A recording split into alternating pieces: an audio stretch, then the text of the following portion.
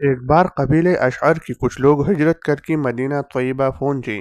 جو کچھ توشہ اور کانا وغیرہ ان کے پاس تھا وہ ختم ہو گیا۔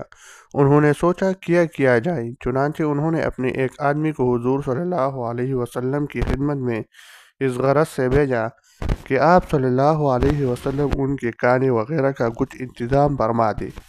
یہ آدمی جب رسول کریم صلی اللہ علیہ وسلم کی دروازہ پر پہنچا تو گھر سے قرآن کریم کی تلاوت کی آواز آئی۔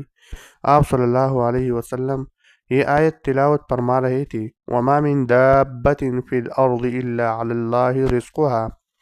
یہ سن کر اس آدمی نے یہ سوچا کہ اللہ تعالیٰ نے تو سب جانداروں کا رزق اپنے ذمہ لے لیا ہے، تو پھر ہم اشعری لوگ بھی اللہ کے نزدیک دوسری جانداروں سے گئی گزری تو نہیں، اور ضرور ہمیں بھی اپنے خزانے سے رزق دے گا۔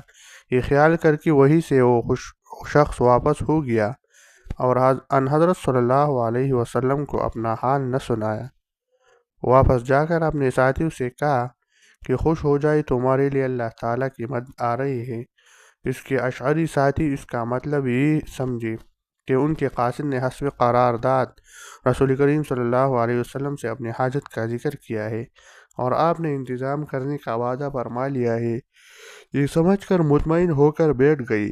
وہ ابھی بیٹھی ہی تھی کہ دیکھا کہ دو آدمی ایک بڑا سا برتن گوشت اور روٹیوں سے بھرا ہوا لے آئے اور ان کو دے دیا۔ انہوں نے یہ لذیذ کھانا خوب سیر ہو کر کھایا، پھر بھی بچ رہا تو ان لوگوں نے یہ مناسب سمجھا کہ باقی کھانا ان حضرت صلی اللہ علیہ وسلم کے پاس بھیج آپ اپنے دیگر ضروریات میں صرف فرما دیں۔ چنانچہ ایسا ہی کیا گیا۔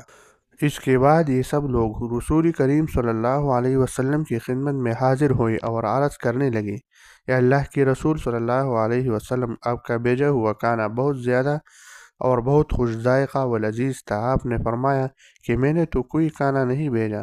تب انہوں نے پورا واقعہ عرض کر دیا کہ ہم نے اپنے فلاں آدمی کو آپ کے پاس بھیجا تھا، اس نے ہمیں یہ جواب دیا جس سے ہم نے یہ سمجھا کہ آپ نے کھانا بھیجا ہے۔ یہ سن کر حضرت محمد صلی اللہ علیہ وسلم نے فرمایا کہ میں نے نہیں بلکہ اس ذاتی قدوس یعنی اللہ جل شانہ نے بھیجا تھا۔ بلا شبہ جس نے ہر جاندار کا رزق اپنے ذمہ لیا ہوا ہے